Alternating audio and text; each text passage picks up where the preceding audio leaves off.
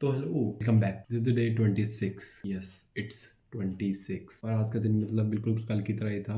मतलब सेम ही हो रहा है मेरे साथ। मतलब जब दिन में तो अच्छी तरह कंसिस्टेंटली पढ़ता हूँ, लाइक डिस्ट्रैक्शन नहीं होती, फ़ोन में रख देता हूँ साइड में। लेकिन रात को पता नहीं क्या होता है, एक डेढ़ घंटा तो मेरा वेस्ट हो ही जाता है और उससे काफ़ी फिर अजीब सा लगता है। तूने सुबह तो मतलब कंसिस्टेंटली पढ़ रहा था, लेकिन रात को जाके तेरी एनर्जी बिल्कुल डाउन हो जाती है। पता नहीं रात को कुछ कॉफ़ी वॉफ़ी पीनी पड़ेगी शायद, तभी एनर्जी थोड़ी हाई होएगी, वरना ऐसे ही चलता रहा तो फिर तो हो गया बस।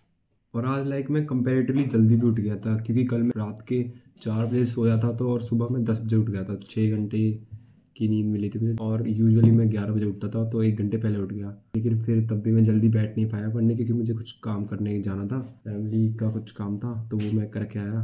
तो फिर मैं 12 बजे पढ़ने बैठा। फिर मैंने अपना ऑसिलेशंस पूरा ख़त्म कर दिया, लेक्चर देख लिया, उसके 2 लेक्चर थे डेढ़ डेढ़ घंटे के, तो वो पूरा ख़त्म कर दिया। आज का फिज़िक्स का वो तो पूरा हो ही चुका था। फिर शाम को मैंने स्टार्ट किया अपना क्वेश्चन प्रैक्टिस करना केमिस्ट्री के। सबसे पहले मैंने रिडॉक्स के लगाए 2 घंटे, उसमें लगाए पूरे PYQs कर लिए उसके सारे PYQs कर लिए उसके। फिर मैंने थोड़े सॉल्यूशंस के PYQ करे शाम को ही, और फिर उसके कुछ PYQs बच गए थे तो वो मैंने रात को 9 बजे के बाद कर लिए। और फिर मैंने इलेक्ट्रोकेमिस्ट्री के भी PYQs करे। वो मतलब पूरे तो नहीं हो पाए PYQ, लेकिन आधे से ज़्यादा हो चुके हैं, थोड़े ही बचे हैं अब। उसके बाद मैंने एनिमल किंगडम अपना पूरा किया। एनिमल किंगडम नॉन कोडेट्स नहीं, कॉडेट्स वाला मैंने आज कंप्लीट किया। तो आज मेरा केमिस्ट्री का तो गोल पूरा कंप्लीट हो ही गया। मतलब जो तीन चार दिनों से मैं चैप्टर्स के लेक्चर्स देख रहा था, उन सारे चैप्टर्स की मैंने आज क्वेश्चन प्रैक्टिस कर ली, तो ये एक अच्छी बात है। लेकिन आज फिजिक्स के जो मैं लेक्चर्स देख रहा हूँ, उनकी क्वेश्चन प्रैक्टिस मैं कल करने की सोच रहा हूँ। और कल के लिए 2 चैप्टर्स हैं फिजिक्स के, KTG और हमारा वेव्स।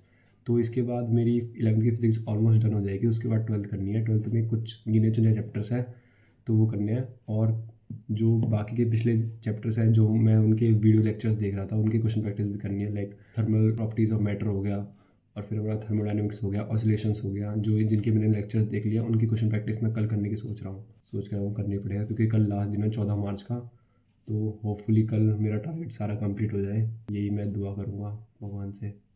और आज मेरे NBA टेस्ट का रिज़ल्ट भी आ गया, मतलब जो कि ठीक ही था। मतलब जैसा मैंने दिया था उसके हिसाब से मेरे मार्क्स आए। मैंने थोड़ा टारगेट अपना ज़्यादा रख लिया था, लेकिन कोई बात नहीं। 435 नंबर आए मेरे उसमें, 434 टू बी एग्जैक्ट। पिछली बार से 1 नंबर कम है। और लाइक फिजिक्स में मेरे पिछली बार से तो बहुत ज़्यादा इंप्रूव हुआ है। लाइक 118 मेरे फिजिक्स में आया, केमिस्ट्री में लगभग 100 आया, बायो में मेरे काफ़ी ज़्यादा गलत हुए हैं। बायो में मुझे लग रहा है मैं बायो को काफ़ी ज़्यादा हल्के में ले रहा हूँ, लेकिन मेरे को बायो में ज़्यादा ध्यान देना पड़ेगा। बायो में मैं अभी इसलिए ध्यान नहीं दे पा रहा क्योंकि अगर मैंने अभी फिजिक्स केमिस्ट्री नहीं करी तो बाद में जाके बिल्कुल हो नहीं पाएगी, पूरा पैनिक कर जाऊँगा। इसलिए मैं अभी सोच रहा हूँ कि 20 मार्च से पहले अपना सारा फिजिक्स केमिस्ट्री तो कंप्लीट कर लूँगी, क्योंकि बायो तो होती रहेगी। अप्रैल में तो सिर्फ NCERT पढ़नी है मुझे, और कुछ तो करना ही नहीं है। NCERT पढ़ो, मॉक टेस्ट दो, NCERT पढ़ो, मॉक टेस्ट दो, ये करना है अप्रैल में। और टॉकिंग अबाउट टेस्ट, मेरा टेस्ट भी है एक 17 तारीख को, AITS। तो मैं सोच रहा हूँ देने की, क्योंकि उसमें मोस्ट ऑफ द सिलेबस मतलब जो मेरा NBA टेस्ट में आया था वो ही आ रहा है। तो अगर दूंगा तो उन चैप्टर्स की थोड़ी रिवीजन फिर से हो जाएगी।